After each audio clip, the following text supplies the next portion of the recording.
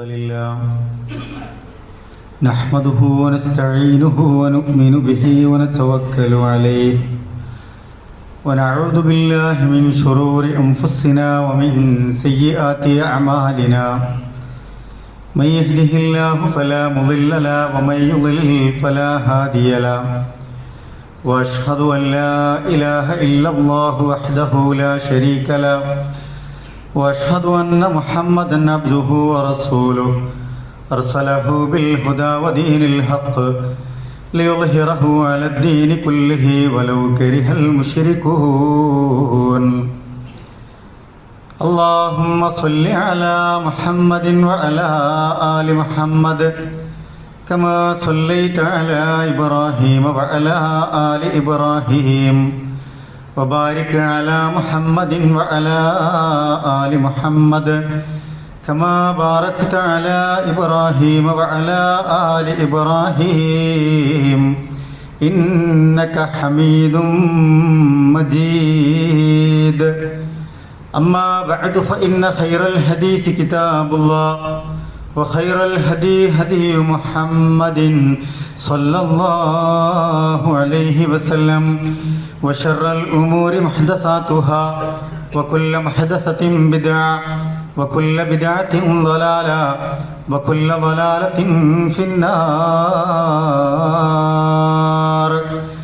أعوذ بالله من الشيطان الرجيم بسم الله الرحمن الرحيم يا أيها الذين آمنوا اتقوا الله حق تقاته ولا تموتن إلا وأنتم مسلمون بسم الله الرحمن الرحيم ولا تهنوا ولا تحزنوا وأنتم الأعلون إن كنتم مؤمنين. ഏറെ സ്നേഹം നിറഞ്ഞ മുഅ്മിനീങ്ങളെ മുഅ്മിനാത്തുകളെ, അള്ളാഹുവിൻ്റെ നിയമങ്ങളും നിർദ്ദേശങ്ങളും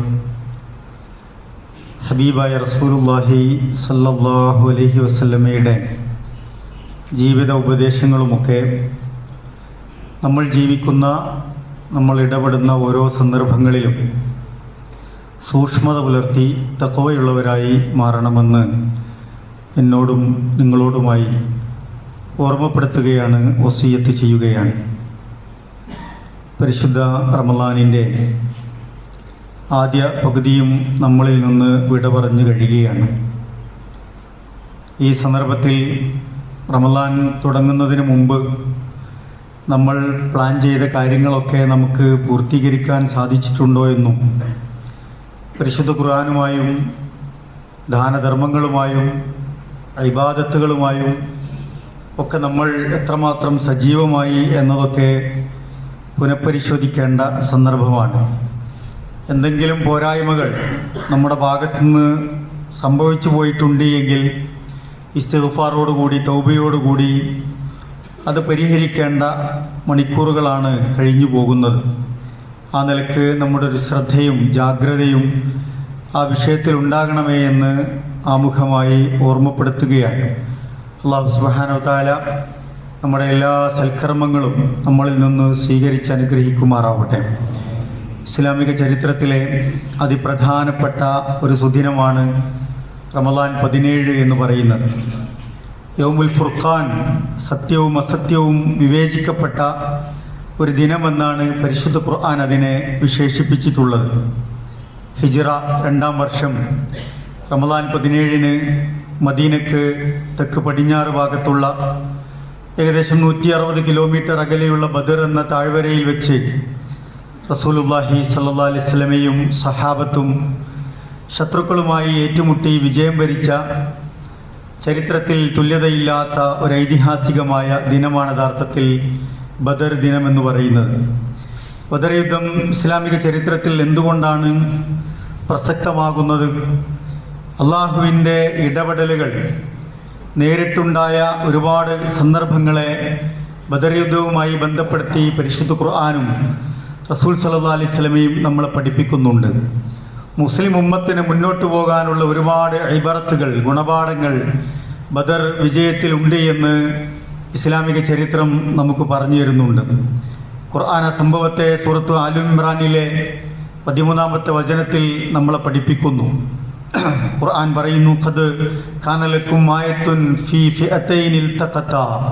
രണ്ട് സംഘങ്ങൾ ഏറ്റുമുട്ടിയ ആ സന്ദർഭത്തിൽ നിങ്ങൾക്ക് വലിയ ദൃഷ്ടാന്തങ്ങളുണ്ട്, പാഠങ്ങളുണ്ട്. ഫിഅത്തുൻ തുഖാതിൽ ഫീ സബീലില്ലാഹ്. ഒന്ന് അല്ലാഹുവിന്റെ മാർഗത്തിലാണ് അവർ യുദ്ധം ചെയ്തത്, സമരം പോരാട്ടം നടത്തിയത്. വൗഖറ കാഫിറത്തുൻ, മറ്റൊന്ന് അവിശ്വാസികളുടെ കൂട്ടമായിരുന്നു. യറൗനഹും മിസ്ലൈഹിം റഅയൽ ഐൻ, കാണുന്നവർക്ക് വിശ്വാസികളെക്കാൾ ഇരട്ടി തോന്നിപ്പിക്കുന്ന രൂപത്തിലായിരുന്നു അവരുടെ പ്രാതിനിധ്യം എന്ന് പറയുന്നത്. പക്ഷേ വല്ലാഹു യുഅയ്യിദു ബിനസ്രിഹി മയ്യശാ, അള്ളാഹു അവനുദ്ദേശിക്കുന്നവർക്ക് അവന്റെ സഹായം ശക്തിപ്പെടുത്തി കൊടുക്കുന്നു. ഇന്ന ഫീ ദാലിക ലഇബ്റതൻ ലിഉലിൽ അബ്സാർ, കാര്യങ്ങൾ മനസ്സിലാക്കുന്നവർക്ക്, ഉൾക്കാഴ്ചയോടുകൂടി കാര്യങ്ങളെ മനസ്സിലാക്കാൻ ശ്രമിക്കുന്നവർക്ക് ഇതിലൊക്കെ വലിയ ഗുണപാഠങ്ങളുണ്ട് എന്ന് ഖുർആൻ നമ്മളെ പഠിപ്പിക്കുന്നുണ്ട്. പരസ്പരം ഏറ്റുമുട്ടിയ രണ്ട് സംഘങ്ങളിൽ ദൃഷ്ടാന്തമുണ്ട് എന്ന് ഖുർആൻ നമ്മളെ ഓർമ്മിപ്പിക്കുകയാണ്. നോക്കൂ, പലപ്പോഴും യുദ്ധങ്ങൾ, സംഘട്ടനങ്ങൾ, മൽപ്പിടുത്തങ്ങൾ എന്നൊക്കെ പറയുമ്പോൾ ഒരു തുല്യശക്തികൾ തമ്മിലുള്ള പോരാട്ടത്തെക്കുറിച്ചാണ് നമ്മളുടെ മനസ്സിലേക്ക് പലപ്പോഴും കടന്നു വരിക. യുദ്ധമൊക്കെ പ്രത്യേകിച്ചും അങ്ങനെയായിരുന്നു പഴയ കാലത്ത്. തുല്യശക്തികൾ തമ്മിലുള്ള പോരാട്ടമായിരുന്നു യുദ്ധമെന്ന് വിശേഷിപ്പിച്ചിരുന്നത്. പക്ഷേ ബദർ അങ്ങനെയായിരുന്നില്ല.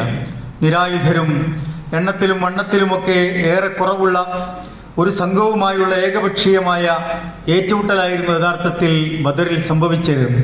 പക്ഷേ ഒരു യുദ്ധത്തിന്റെ പശ്ചാത്തലമൊന്നും അവരുടെ മുന്നിൽ ഉണ്ടായിരുന്നില്ല. അങ്ങനെ ഏകപക്ഷീയമായി നിരായുധരായ വളരെ എണ്ണത്തിൽ കുറവുള്ള ഒരു സംഘത്തെ ആക്രമിക്കുന്നതിനെ നമ്മൾ അക്രമം എന്നാണ് വിശേഷിപ്പിക്കാറുള്ളത്. യുദ്ധം എന്ന് പോലും പലപ്പോഴും വിശേഷിപ്പിക്കാൻ കഴിയില്ല. പക്ഷേ ബദർ ഒരു യുദ്ധമായി മാറുന്നത്, ബദറിൽ നോക്കൂ, അസന്തുലിതമായ രണ്ട് ശക്തികൾ തമ്മിലുള്ള പോരാട്ടമായിരുന്നു എന്ന് നമുക്ക് മനസ്സിലാക്കാൻ കഴിയും. സായുധ സജ്ജരായ, എല്ലാ നിലക്കും ഒരു വൻ സൈന്യത്തിന്റെ കോപ്പ് കൂട്ടി വന്ന ശത്രുക്കളായിരുന്നു റസൂൽ സല്ലല്ലാഹു അലൈഹി വസല്ലമക്കും സഹാബത്തിനും എതിരേഴേണ്ടി വന്നത്. ഒരു തീക്ഷ്ണ യുദ്ധം യഥാർത്ഥത്തിൽ സഹാബത്ത് റസൂൽ സല്ലല്ലാഹു അലൈഹി വസല്ലമ മുൻകൂട്ടി കണ്ടിരുന്നില്ല.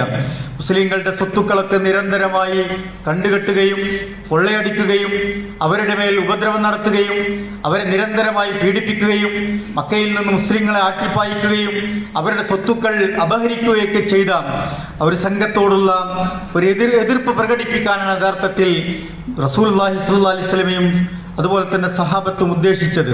ഷാമിൽ നിന്ന് മക്കയിലേക്ക് പുറപ്പെട്ട മടങ്ങി വരുന്ന അബൂ സുഫിയാന്റെ നേതൃത്വത്തിലുള്ള 40 പേരടങ്ങുന്ന ഒരു കൊച്ചു കച്ചവട സംഘത്തെ ലക്ഷ്യമിടുകയും അവർക്കെതിരെ ഒരു ഉപരോധം തീർക്കുക എന്ന ഒരു തന്ത്രം പ്രയോഗിക്കാനാണ് യഥാർത്ഥത്തിൽ റസൂൽ സല്ലല്ലാഹു അലൈഹി വസല്ലമയും സഹാബത്തും ഇറങ്ങി പുറപ്പെട്ടത്.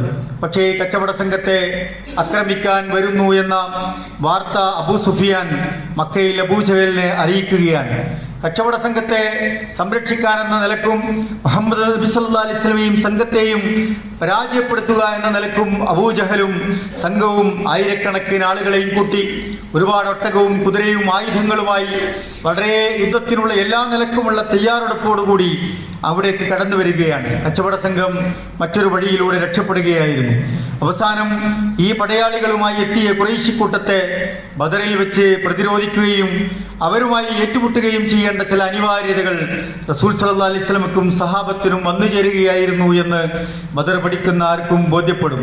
ബദർ സംഭവിച്ച സാഹചര്യം ഞാൻ നേരത്തെ സൂചിപ്പിച്ചതാണ്. യഥാർത്ഥത്തിൽ ഇസ്ലാമികമായി മക്കയിൽ ജീവിക്കാൻ ഖുറൈശി കൂട്ടങ്ങൾ, മുശ്രിക്കുകൾ റസൂലുള്ളാഹി സ്വല്ലല്ലാഹു അലൈഹി വസല്ലമയെയും സഹാബത്തിനെയും യാതൊരു നിലക്കും അനുവദിക്കാത്ത സാഹചര്യങ്ങൾ ഉണ്ടായി.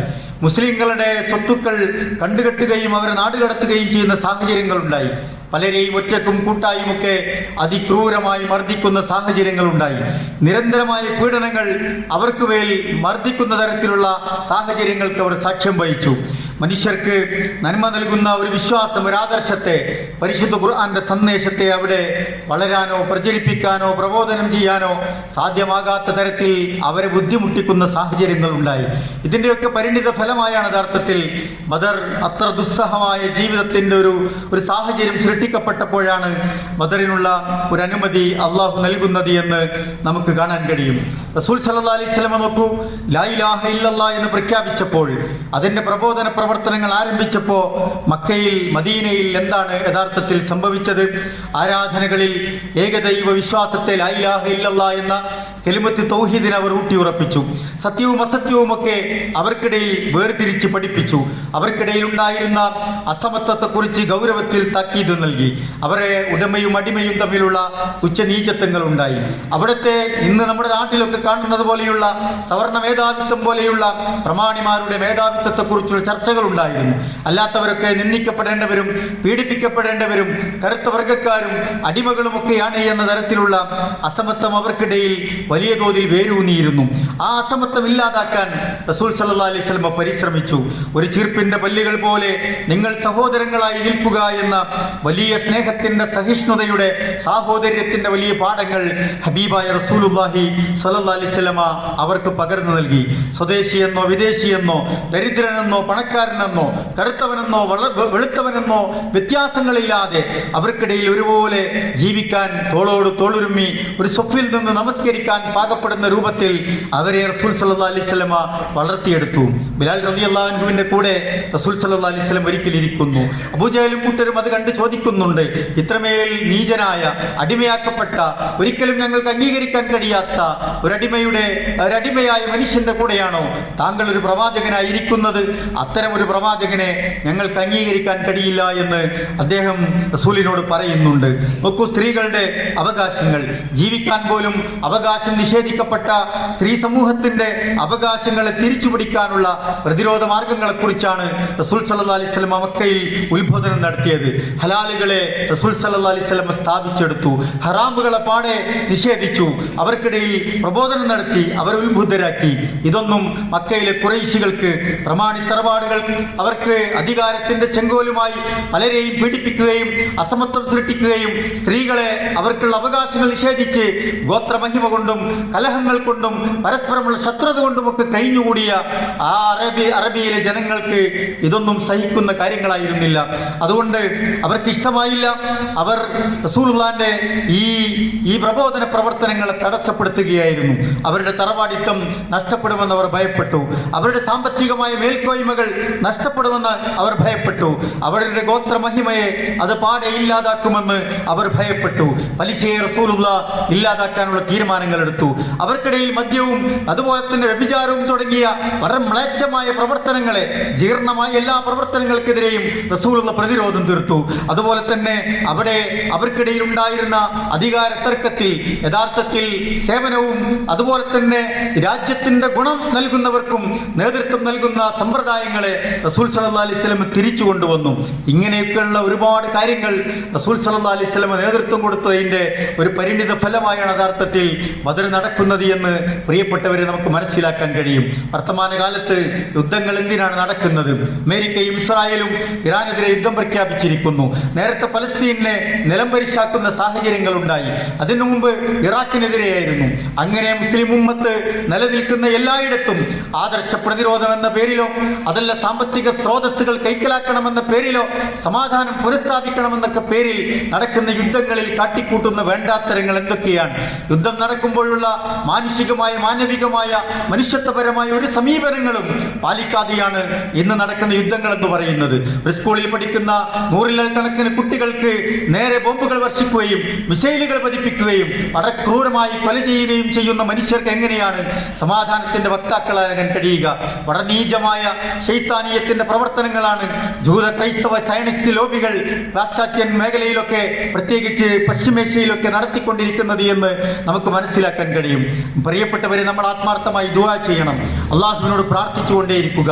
ഇസ്ലാമിന്റെ ശത്രുക്കളുടെ കുതന്ത്രങ്ങളെ പരാജയപ്പെടുത്താൻ നമ്മൾ പ്രാർത്ഥിക്കുക. ലോകത്തെ സമാധാനം കടന്നു വരാനും മനുഷ്യരുടെ സ്വൈരവിഹാരത്തിന് തടസ്സം നിൽക്കുന്ന എല്ലാ ദുശക്തികളും പരാജയപ്പെടാനും പ്രിയപ്പെട്ടവരെ നമ്മൾ ആത്മാർത്ഥമായി ദുആ ചെയ്യുക. അള്ളാഹുവേ, ഞങ്ങളുടെ സഹോദരങ്ങളെ നീ സഹായിക്കണേ റഹ്മാനെ. ഞങ്ങൾക്കിടയിൽ സമാധാനം നീ പുനഃസ്ഥാപിക്കണേ റഹ്മാനെ. യുദ്ധക്കെടുതികളിൽ പ്രയാസപ്പെടുന്നവർക്ക് നീ ആശ്വാസം നൽകി അനുഗ്രഹിക്കണമേ റഹ്മാനെ. അമേരിക്കയിലെയും അതുപോലെ തന്നെ ഇസ്രായേലിന്റെയും ഒക്കെ ക്രൂരതകൾക്ക് നീ അറുതി വരുത്തണമേ റഹ്മാനെ. അതുപോലെ തന്നെ GCC രാജ്യങ്ങളിൽ പ്രവാസികളായ ഞങ്ങളുടെ പ്രിയപ്പെട്ടവർ സങ്കടപ്പെടുന്നുണ്ട്, അസമാധാനത്തോടു കൂടി കഴിയുന്നുണ്ട്. യുദ്ധത്തിന്റെ സൈറണുകൾ കേട്ട് വല്ലാതെ രാത്രികളിൽ ഞെട്ടി ഉണരുന്നു എന്ന് സഹോദരന്മാർ മെസ്സേജ് അയക്കുന്നുണ്ട്. കുടുംബങ്ങളെ കുറിച്ചോർത്തും ഭാവിയെ കുറിച്ചോർത്തും വലിയ അങ്കലാപ്പിലാണ് റൂമിലാണ് പലരും ജീവിച്ചുകൊണ്ടിരിക്കുന്നത്. അള്ളാഹുവേ, അവർക്കൊക്കെ നീ സമാധാനം നൽകി അനുഗ്രഹിക്കണമേ റഹ്മാനെ. സ്വസ്ഥതയും സമാധാനവും അവരുടെ മഴീഷത്തിന് സുന്ദരമായി മുന്നോട്ട് പോകാനുള്ള അനുകൂലമായ സാഹചര്യവും നീ ഒരുക്കിക്കൊടുത്ത് അനുഗ്രഹിക്കണമേ റഹ്മാനെ. പ്രിയപ്പെട്ടവരെ, ഞാൻ സൂചിപ്പിച്ചത് പുതിയ കാലത്ത് യുദ്ധങ്ങളൊക്കെ സാമ്പത്തിക സ്രോതസ്സുകൾ കൈക്കലാക്കാനാണ്.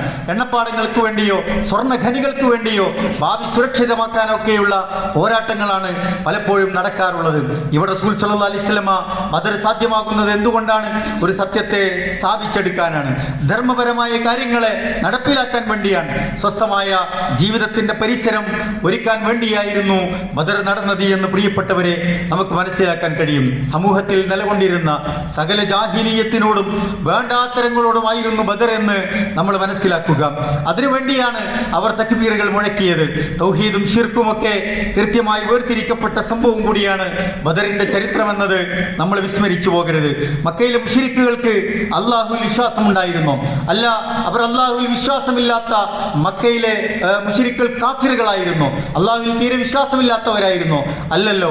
പരിശുദ്ധ ഖുർആൻ പരിചയപ്പെടുത്തുന്നത് അവർക്ക് അള്ളാഹുവിൽ വിശ്വാസമുണ്ടായിരുന്നു എന്ന് തന്നെയാണ്. അവർ അള്ളാഹുവിനെ ആരാധിച്ചിരുന്നു എന്ന് തന്നെയാണ്. അവർ അള്ളാഹുവിനോടും പ്രാർത്ഥിച്ചിരുന്നു എന്ന് തന്നെയാണ്. പക്ഷേ അവരുടെ പ്രശ്നം എന്തായിരുന്നു? അവർ അള്ളാഹുവിനെ ഇബാദത്ത് ചെയ്തു. എന്നാൽ അതോടൊപ്പം അള്ളാഹു അല്ലാത്തവരോടും അവർ ഇബാദത്ത് ചെയ്തു. അള്ളാഹു അല്ലാത്തവരോട് അവർ ദുആ ചെയ്തു. അള്ളാഹു അല്ലാത്തവരുടെ മുമ്പിൽ അവർ സങ്കടങ്ങൾ സമർപ്പിച്ചു. അള്ളാഹു അല്ലാത്തവരോട് അവർ സഹായാർത്ഥന നടത്തി. അള്ളാഹു അല്ലാത്ത മരിച്ചുപോയ മഹാന്മാരോട് അല്ലെങ്കിൽ മരിച്ചുപോയ മുൻഗാമികളുടെ ബിംബങ്ങളോട്, വിഗ്രഹങ്ങൾക്ക് മുമ്പിൽ അവർ നേർച്ചകൾ, വഴിപാടുകൾ സമർപ്പിച്ചു. ഇതായിരുന്നു മക്കയിലെ മുശ്രിക്കുകളുടെ വിശ്വാസമായ കാര്യങ്ങൾ എന്ന് പ്രിയപ്പെട്ടവരെ നമ്മൾ മനസ്സിലാക്കുക. അവർ ആരാധിച്ചിരുന്ന ആരാധ്യന്മാരെ കുറിച്ച് അവരെന്താണ് വിശ്വസിച്ചിരുന്നത്? അവിടെ അവർ ആരാധിച്ചിരുന്ന ആരാധ്യന്മാരെ കുറിച്ച് അവർ വിശ്വസിച്ചിരുന്നത് എന്തായിരുന്നു? ഇവരൊക്കെ അള്ളാഹുവിന്റെ കീഴിലുള്ള, അള്ളാഹുവിന്റെ അധീനത്തിലുള്ള പങ്കുകാരാണ് എന്നാണ് അവർ വിശ്വസിച്ചിരുന്നത്. അള്ളാഹുവിന്റെ കഴിവിൽ നിന്നാണ്, ഇവർക്ക് കൊടുത്ത കഴിവിൽ നിന്നാണ് അവർ ചോദിച്ചിരുന്നത് എന്നാണ് അവർ വിശ്വസിച്ചിരുന്നത്. സമകാലികമായി നമുക്കിടയിൽ ജീവിച്ചുകൊണ്ടിരിക്കുന്ന പല ആളുകളും, പല പ്രബോധകന്മാരും, പല ആളുകളും പ്രസംഗിക്കുന്നു, പ്രബോധനം നടത്തുന്നു. മക്കയിലെ മുശ്രിക്കുകൾക്ക് ഇത്തരം വിശ്വാസങ്ങൾ ഉണ്ടായിരുന്നില്ല, അവർ പക്കാ വിഗ്രഹാരാധകരായിരുന്നു എന്നവർ പറയാറുണ്ട്. പരിശുദ്ധ ഖുർആൻ നമുക്ക് പറഞ്ഞു തരുന്നുണ്ട് മക്കയിലെ മുശ്രിക്കുകളുടെ വിശ്വാസം എന്തായിരുന്നു എന്ന്. ഖുർആൻ ചോദിക്കുന്നുണ്ട്, വലയിൻ സഅൽതഹും മൻ ഖലഖസ് സമാവാതി വൽ അർദ് വസഖറ അശ്-ശംസ വൽ ഖമറ ലയഖൂലുന്നല്ലാഹു ഫഅന്നാ യുഫകൂൻ. അവരോട് താങ്കൾ ചോദിക്കുക പ്രവാചകരെ, ആരാണ് ഖലഖസ് സമാവാതി വൽ അർദ്, ആകാശങ്ങളും ഭൂമിയും സൃഷ്ടിച്ചത്, വസഖറ അശ്-ശംസ വൽ ഖമറ, സൂര്യനെയും ചന്ദ്രനെയും ഒക്കെ അധീനപ്പെടുത്തിയത് ആരാണ് എന്ന് മക്കയിലെ ഖുറൈശികളോട്, മക്കയിലെ മുശ്രിക്കുകളോട് താങ്കൾ ചോദിച്ചാൽ അവരെന്താണ് മറുപടി പറയുന്നത്? അവർ പറയും ലയഖൂലുന്നല്ലാഹ്, അതൊക്കെ സംവിധാനിച്ചത് അള്ളാഹു തന്നെയാണ് എന്ന് പറയുന്നതാണ്. അവർക്ക് അറിയാം ഇതൊക്കെ അള്ളാഹാണ് സൃഷ്ടിച്ചത് എന്ന്. എന്നിട്ട് അള്ളാഹു ചോദിക്കുന്ന എന്താണ്? എന്നിട്ടും എന്താണ് നിങ്ങൾ യാ ഖാലിഖിനോട് മാത്രം പ്രാർത്ഥിക്കാത്തത്, ദുആ ചെയ്യാത്തത്? നിങ്ങൾ മനുഷ്യർ സൃഷ്ടിച്ച സൃഷ്ടികളെ, അല്ലെങ്കിൽ മനുഷ്യർ ഉണ്ടാക്കിയ രൂപങ്ങളെ, അള്ളാഹുവിന്റെ സൃഷ്ടിജാലങ്ങളെ ആരാധിക്കുകയാണോ, പ്രാർത്ഥിക്കുകയാണോ? അവരുടെ മുമ്പിലാണോ സങ്കടം പറയുന്നത് എന്ന് ഖുർആൻ നമ്മളോട് ചോദിക്കുകയാണ് പ്രിയപ്പെട്ടവരെ. മറ്റൊരിടത്ത് ഖുർആൻ ചോദിക്കുന്നുണ്ട്, ഖുൽ മൻ യർസുഖുകും മിനസ് സമാഇ വൽ അർദ്, ആരാണ് ആകാശഭൂമികളിൽ നിന്ന് നിങ്ങൾക്ക് റിസ്ക് ഒരുക്കി തരുന്നത്, ഉപജീവനം നൽകുന്നത്? വമൻ യുഖ്രിജുൽ ഹയ്യ മിനൽ മയ്യിതി വയുഖ്രിജുൽ മയ്യിത മിനൽ ഹയ്യി, ആരാണ് ജീവനില്ലാത്തതിൽ നിന്ന് ജീവനുള്ളതിനെയും ജീവനുള്ളതിനെ ജീവനില്ലാത്തതായും അങ്ങനെ ഈ ജീവിതക്രമത്തിന് രൂപം നൽകുന്നത് ആരാണ്? അള്ളാഹു ചോദിക്കുന്നു, വമൻ യുദബ്ബിറുൽ അംറ, ആരാണ് ഈ പ്രപഞ്ചത്തിന്റെ കാര്യങ്ങൾ നിയന്ത്രിക്കുന്നത്? അവർ പറയും ഫസയഖൂലൂന അല്ലാഹ്, അവർ പറയും പടച്ചോനെ നീ തന്നെയാണ്, അല്ലാഹു ആണ് എന്നായിരുന്നു അവരുടെ മറുപടി. ഫഖുൽ അഫലാ തത്തഖൂൻ, ഖുർആൻ ചോദിക്കുകയാണെന്നാ നിങ്ങൾക്ക് സൂക്ഷിച്ചുകൂടെ, അല്ലാഹുവിൽ സൂക്ഷ്മത കാണിച്ചുകൂടെ? മുദബ്ബിറുൽ ആലം എന്താണ് എന്ന് പുതിയ കാലത്ത് നമ്മൾ ചർച്ച ചെയ്യാണ്.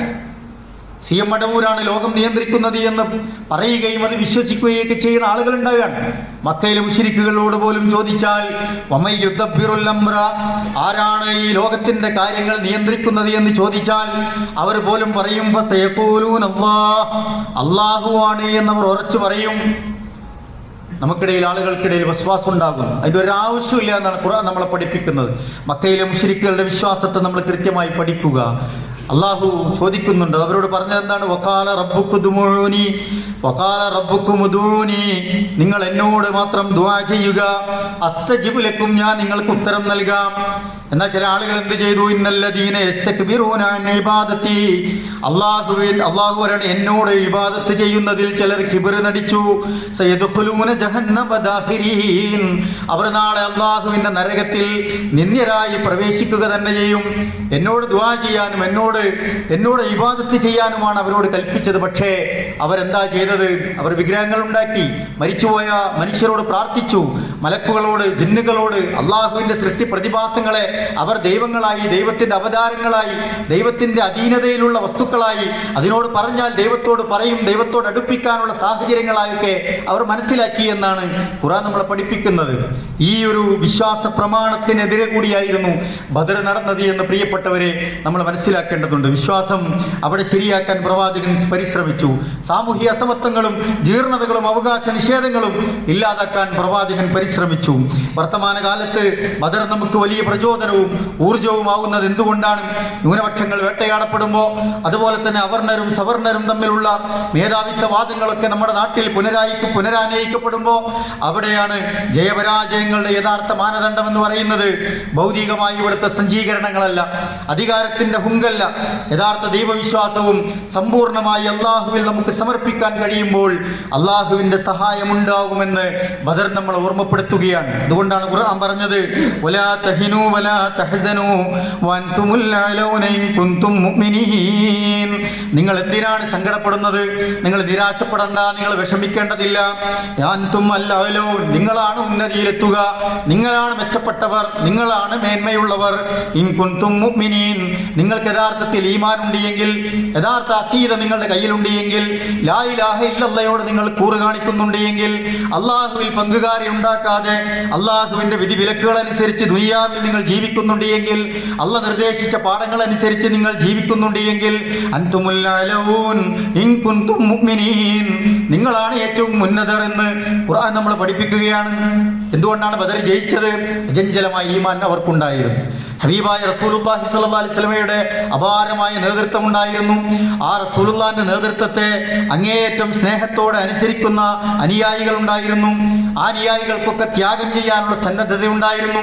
ബദർ നടക്കുന്ന സമയം അതിന്റെ തൊട്ടു മുമ്പ് റസൂലുള്ളാഹി ദീർഘമായി പ്രാർത്ഥിച്ചുകൊണ്ട്, അള്ളാഹുവേ, ഈ സംഘത്തെ എങ്ങാനും നീ പരാജയപ്പെടുത്തിയാൽ ഈ ദുനിയാവിൽ നിന്റെ ആദർശത്തെ പ്രബോധനം ചെയ്യാൻ, അതിനനുസരിച്ച് ജീവിക്കാൻ ഒരു സംഘം ഇവിടെ ഉണ്ടാവില്ല എന്ന് കരഞ്ഞ് കലങ്ങിയ കണ്ണുകളോട് റസൂലുള്ളാഹി പ്രാർത്ഥിക്കുന്ന ഒരു പ്രാർത്ഥനയുണ്ട്. അതിനുശേഷം റസൂൽ സല്ലല്ലാഹു അലൈഹി വസല്ലം മുഹാജിറുകളെ വിളിച്ചു കൂട്ടുന്നു, അൻസാറുകളെ വിളിച്ചു കൂട്ടുന്നു, അവരോട് ചോദിക്കുന്നു, കൂടിയാലോചിക്കുന്നു, ശൂറ നടത്തുന്നു. എന്താണ് നമ്മൾ ചെയ്യേണ്ടത്? ഒരു യുദ്ധ സന്ദർഭം നമ്മുടെ മുമ്പിലുണ്ട്, കച്ചവട സംഘം രക്ഷപ്പെട്ടിരിക്കുന്നു, നമുക്കൊരു യുദ്ധത്തെ അഭിമുഖീകരിക്കേണ്ടി വന്നിട്ടുണ്ട്, വലിയ സംഘമാണവർ, ആയുധ സജ്ജരാണവർ, നമ്മൾ ദുർബലരാണ്, നമ്മൾ കുറച്ചുപേരെയുള്ളൂ. അവരോട് കൂടിയാലോചിക്കുന്നു. മുഹാജിറുകളുടെ നേതാവിനെ വിളിച്ച്, മിഖ്ദാദ് ഇബ്നു അംറിനെ വിളിച്ച് ചോദിക്കുന്നുണ്ട്. അദ്ദേഹം എന്താണ് മറുപടി പറയുന്നത്? യാ റസൂലല്ലാഹ്, ഇംളി ലിമാ ഉമിർത ബിഹി ഫനഹനു മഅക യാ ഹബീബല്ലാഹ്. അല്ലാഹുവിന്റെ റസൂലേ, താങ്കൾ എന്താണോ കൽപ്പിക്കുന്നത് അത് ഞങ്ങൾ മുന്നോട്ട് കൊണ്ടുപോകും. താങ്കളോട് അള്ളാഹു എന്താണോ കൽപ്പിക്കുന്നത് അതിനനുസരിച്ച് ഞങ്ങൾ താങ്കളുടെ കൂടെ ഉണ്ടാകും. ബനൂ ഇസ്രായേൽ സമൂഹം പറഞ്ഞില്ലേ, മൂസ അലൈഹിസ്സലാത്തു വസ്സലാമിനോട് ഒരു യുദ്ധമുണ്ട്, ഒരു പോരാട്ടമുണ്ട് എന്ന് പറഞ്ഞപ്പോ താങ്കളും താങ്കളുടെ ദൈവവും പോയി യുദ്ധം ചെയ്തു കൊള്ളുക എന്ന് പറഞ്ഞതുപോലെ വളരെ നിന്ദ്യമായ വർത്തമാനം ഹബീബായ റസൂലേ അങ്ങയോട് ഞങ്ങൾ പറയില്ല.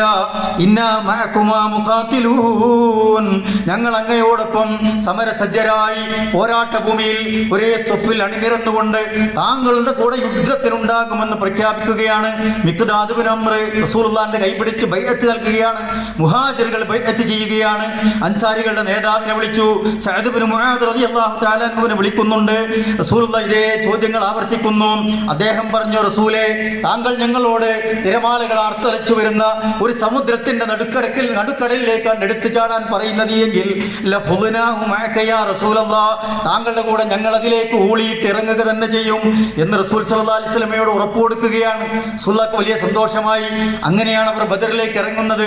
അവരുടെ അചഞ്ചലമായ ഈമാനും അങ്ങേയറ്റത്തെ ത്യാഗസന്നദ്ധതയും ആ നെഞ്ചുറപ്പോടുകൂടി നിന്ന പിൻവാങ്ങാതെയുള്ള പോരാട്ടത്തിന്റെ ഉശിരുമാണ് അവർക്ക് വിജയം സമ്മാനിച്ചത് എന്ന് പ്രിയപ്പെട്ടവരെ നമുക്ക് മനസ്സിലാക്കാൻ കഴിയണം. അള്ളാഹുവിന്റെ വലിയ സഹായം ഉണ്ടായി. ഉണ്ടായി. വലഖദ് നസറക്കുമുല്ലാഹു ബിബദരിൻ വഅൻതും അദില്ല.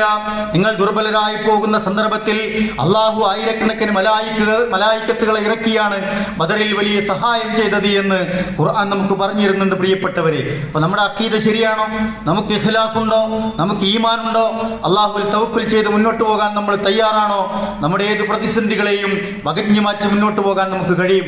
ഒരു ഉമ്മത്തായി ഒരു ഇമാറത്തിന്റെ കീഴിലേക്ക് നമ്മുടെ നേതൃത്വത്തിന്റെ വാർത്തകൾക്ക് കാതോർത്ത് ഒരു ഉമ്മത്തായി സ്നേഹം പങ്കുവെച്ച് സൗഹൃദം പങ്കുവെച്ച് ഐക്യത്തോടെ ഒരുമയോടും കൂടി നമ്മൾ മുന്നോട്ട് പോവുകയാണ് എങ്കിൽ, ഒരു സ്വഫായി നമ്മൾ മുന്നോട്ട് പോയാൽ അള്ളാഹുവിന്റെ സഹായം ഉണ്ടാകുമെന്ന വലിയ പാഠമാണ് ബദർ നമുക്ക് പറഞ്ഞു തരുന്നത്. ഇതിൽ നിന്നുള്ള കാര്യങ്ങൾ ബോധ്യപ്പെട്ട് മനസ്സിലാക്കി നല്ല ഈമാനുള്ളവരായി ഇഖ്ലാസുള്ളവരായി അള്ളാഹുവിൽ സമർപ്പിക്കുന്ന യഥാർത്ഥ മുസ്ലിമീങ്ങളായി നമ്മൾ മാറാൻ പരിശ്രമിക്കുക. അള്ളാഹു നമ്മയൊക്കെ അനുഗ്രഹിക്കുമാറാവട്ടെ.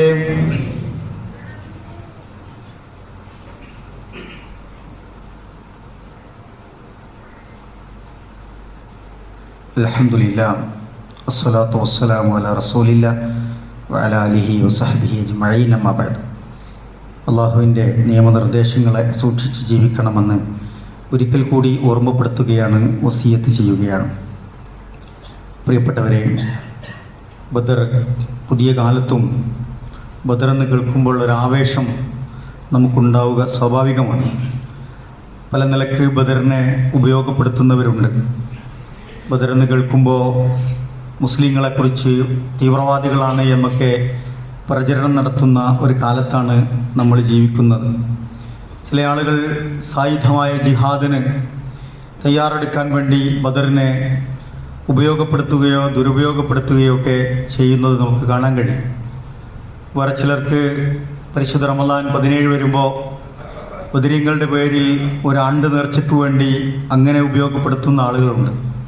യഥാർത്ഥത്തിൽ ബദർ തൗഹീദ് നമ്മളെ പഠിപ്പിക്കുന്നു എന്നതാണ്. ലാ ഇലാഹ ഇല്ലല്ലാഹയുടെ വിജയമായിരുന്നു എന്ന് നമ്മളെ പഠിപ്പിക്കുന്നതാണ് ബദർ. പരീക്ഷണങ്ങൾ നിരന്തരമായി ഉണ്ടാകുമ്പോഴും ക്ഷമയോടുകൂടി മുന്നോട്ട് പോകാനുള്ള പാഠങ്ങൾ പകർന്നതായിരുന്നു ബദറിൻ്റെ വിജയമെന്ന് പറയുന്നത്. തഖ്വയും തവക്കുലും നമ്മുടെ കയ്യിലുണ്ട് എങ്കിൽ നമ്മൾക്ക് അള്ളാഹുവിൻ്റെ സഹായമുണ്ടാകും. ഏഴാൻ ആകാശത്തിനപ്പുറത്തു നിന്ന് അള്ളാഹുവിൻ്റെ സഹായം നമ്മിലേക്ക് എത്തും എന്നതിൻ്റെ ഒരു വലിയ പ്രതീക്ഷ കൂടിയാണ് യഥാർത്ഥത്തിൽ ബദർ എന്ന് പറയുന്നത്. ആ നിലക്ക് ബദറിനെ മനസ്സിലാക്കി നമ്മൾ മുന്നോട്ട് പോകേണ്ടതുണ്ട്. ബദരീങ്ങൾ എന്ന് പറയുന്നത് അവർ ഈ ആദർശ പ്രസ്ഥാനത്തിനു വേണ്ടി മഹാത്യാഗം സഹിച്ച ഒരുപാട് ശുഹദാക്കളെ ബദർ രണാങ്കണ ഭൂമിയിൽ നമുക്ക് സമ്മാനിക്കപ്പെട്ട സമയമാണ് ബദർ എന്ന് പറയുന്നത്. അവരെ ബഹുമാനിക്കാത്തവർ എങ്ങനെയാണ് ദീനിൻ്റെ ആളുകളാവുക? അവരെ കുറവാക്കുന്നവരെങ്ങനെയാണ് ദീനിൻ്റെ ആളുകളാവുക? ബദരീങ്ങൾ മുറുകെ പിടിച്ച ആശയങ്ങൾ ആദർശങ്ങളെ നെഞ്ചേറ്റാതെ എങ്ങനെയാണ് ഒരാൾ മുഅ്മിനാവുക? എങ്ങനെയാണ് ഒരാൾ മുസ്ലിമാവുക? ബദർ യുദ്ധത്തിൽ പങ്കെടുത്തവർക്ക് പ്രത്യേകമായ ഇളവുകളൊക്കെ റസൂൽ സല്ലല്ലാഹു അലൈഹി വസല്ലം പിന്നീട് കൊടുക്കാറുണ്ടായിരുന്നു. ചെറിയ ചെറിയ വീഴ്ചകളൊക്കെ അവരുടെ അടുത്ത് നിന്ന് വന്നാൽ റസൂൽ പലപ്പോഴും പറയും, അയാൾ ബദറിൽ പങ്കെടുത്തവനല്ലേ. ഉമർ റളിയല്ലാഹു അൻഹുവിന്റെ കാലത്ത് വലിയൊരു തെറ്റിൽ ഒരാൾ പിടിക്കപ്പെട്ടു. സംഭവിച്ചു പോയ ഒരു തെറ്റിലാണ്. അതിൽ അദ്ദേഹത്തിന് മാപ്പ് കൊടുക്കുന്നത് കാണാൻ പറ്റും. ബദറിൽ പങ്കെടുത്തവർക്ക് റസൂലുള്ള മാപ്പ് കൊടുക്കുന്നത് ഞാൻ കണ്ടിട്ടുണ്ട് എന്ന് പറഞ്ഞ് ഉമർ റളിയല്ലാഹു അൻഹുക്ക് അത് പിന്തുടർന്ന് നമുക്ക് കാണാൻ കഴിയും. അത്രമേൽ സ്നേഹിക്കേണ്ടവരും ആദരിക്കേണ്ടവരും ബദറിലെ ആളുകളുടെ ഷഹീദായ ആളുകളുടെ പേര് കേൾക്കുമ്പോൾ റളിയല്ലാഹു അൻഹു എന്ന് പറയാതെ അള്ളാഹു അവരെ തൃപ്തിപ്പെട്ടവർ, അവർ അള്ളാഹുവിനെയും തൃപ്തിപ്പെട്ടവരാണവർ. അത്രമേൽ സ്നേഹിക്കേണ്ടവരാണ് ബദരീങ്ങൾ എന്നതിൽ ഒരു സംശയവുമില്ല. പക്ഷേ അവർ പഠിപ്പിക്കാത്ത കാര്യങ്ങളിൽ നമ്മൾ അവരുടെ പേരിൽ ചാർത്തുകയും അതിൻ്റെ പേരിലുള്ള വിദഗ്ധകൾ നമ്മളിൽ വരുന്നില്ല എന്ന് പ്രിയപ്പെട്ടവരെ ഉറപ്പുവരുത്തുകയും ചെയ്യുക എന്നത് നാളെ പരലോകത്തേക്ക് വേണ്ടി നമ്മൾ ശ്രദ്ധിക്കേണ്ട പ്രധാനപ്പെട്ട കാര്യമാണ്. വരുന്ന 40 ദിവസം കൂടി കഴിഞ്ഞാൽ അവസാനത്തെ 10ലേക്ക് നമ്മൾ പ്രവേശിക്കും. അതിൽ ലൈലത്തുൽ ഖദറിന്റെ മഹത്വം നമ്മൾ തിരിച്ചറിയണം. ഇന്നാ അൻസൽനാഹു ഫീ ലൈലത്തുൽ ഖദർ, പരിശുദ്ധ ഖുർആൻ അവതരിപ്പിക്കപ്പെട്ട ദിവസമാണ് ലൈലത്തുൽ ഖദർ എന്ന് പറയുന്നത്. ലൈലത്തുൽ ഖദരി ഖൈറും മിൻ അൽഫി ശഹർ, 1000 മാസങ്ങളെക്കാൾ പുണ്യമാക്കപ്പെട്ട ദിനമാണ് ലൈലത്തുൽ ഖദർ എന്ന് പറയുന്നത്. അത് അവസാനത്തെ 10 ദിവസങ്ങളിൽ നിങ്ങൾ പ്രതീക്ഷിക്കണമെന്നും അതിൽ ഒറ്റപ്പെട്ട ദിവസങ്ങളിൽ നിങ്ങളത് കൂടുതലായി പ്രതീക്ഷിക്കണമെന്നുമൊക്കെ റസൂൽ സല്ലല്ലാഹു അലൈഹി വസല്ലം നമ്മളെ പഠിപ്പിക്കുന്നുണ്ട്. ഖുർആൻ ഇറങ്ങിയ ദിവസം എന്ന നിലക്കും 1000 മാസങ്ങളെക്കാൾ പുണ്യമുണ്ട് എന്ന നിലക്കും ജിബ്രീൽ അലൈഹിസ്സലാത്തു വസ്സലാം മലായിക്കത്തുകളുമായി ഭൂമിയിലേക്ക് ഇറങ്ങി വരുന്ന സന്ദർഭമെന്ന നിലക്കും നമുക്ക് മേൽ അള്ളാഹുവിന്റെ സമാധാനവും രക്ഷയുമൊക്കെ അള്ളാഹു നൽകുന്ന പ്രത്യേകമായ സന്ദർഭമാണ് അത് എന്ന നിലക്കും ധാരാളം ആളുകളെ നരകമോചനത്തിന് സാധ്യമാക്കുന്ന ദിവസങ്ങളാണ് ആ ദിവസങ്ങളെന്ന നിലക്കും നമ്മുടെ ആയുസ്സും റിസ്ക്കുമൊക്കെയായി ബന്ധപ്പെട്ട ലൗഹുൽ മഹ്ഫൂദിലെ രേഖകളൊക്കെ അള്ളാഹു മലായിക്കത്തുകളെ ഏൽപ്പിക്കുന്ന ചില സന്ദർഭങ്ങൾ എന്ന നിലക്കൊക്കെ പ്രാർത്ഥന നിർഭരായി നിരതരായി അതുപോലെ തന്നെ ഇസ്തിഗ്ഫാറോടുകൂടി ഇത്തികാഫോടുകൂടി നമ്മൾ അതിനെ ഉപയോഗപ്പെടുത്താൻ നന്നായി ശ്രമിക്കണം. സമയമുള്ളവർ സാധ്യമാകുന്നവരൊക്കെ പള്ളിയിൽ ആ ദിവസങ്ങളിൽ ഇത്തികാഫിൽ പങ്കെടുത്ത് അതിൻ്റെ പുണ്യം കരസ്ഥമാക്കണമെന്നാണ് പ്രത്യേകമായി ഓർമ്മപ്പെടുത്താനുള്ളത്. അള്ളാഹു നമ്മെ അനുഗ്രഹിക്കുമാറാവട്ടെ.